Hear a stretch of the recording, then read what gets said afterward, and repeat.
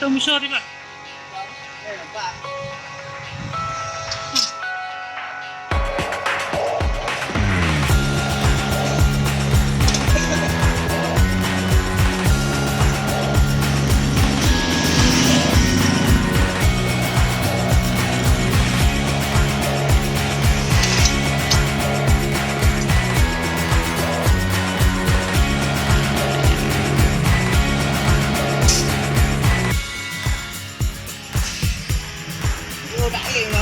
Hah?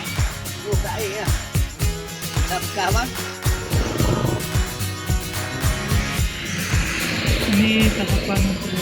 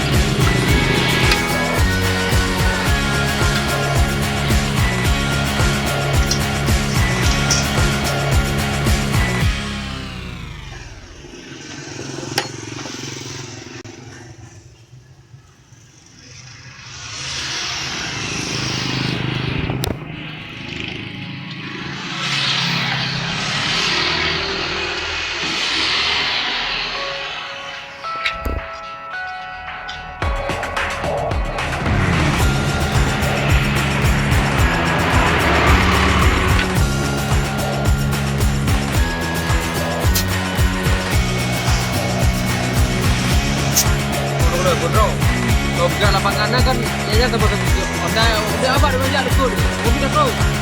MC dah berjalan, saya dah kumpul. Ini yang motor tu ke lapangan, okey, petugas okey, mainkan. Tiga aja je. Tiga aja, belum kabak kan dah pergi pergi. Berapa kabak? Jangan kamera pun siapa lapangan okey. Oh benar. Ini kan motor di bawah kabak, kampung dia ada mah, lagi bawa aja. Turun pada 6 serentak. Bupati tiba-tiba dia meminggit. Jadi saya dah asisten. Foto aku baru deh, apa berpenumpang dulu. Aku dia apa? Bupati yang ketiga emang, dia bertiga. Baru saya.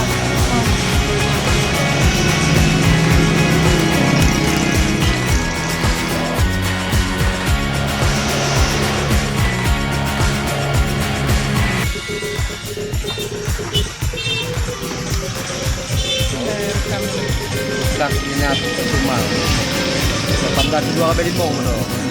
Udah betul mah. Jangan lagi. Kalau hilang jangan lebih lagi mana? Sudah ada itu. Dia tak perlu. Lagaran. Saya juga ni kamu dah lengok pula kan. Kamu? Tengok ada bang. Informasi dia informasi dia sini ada informasi. Ada dia. Tak usah. Ya, jadi lah. Apa? Tahu?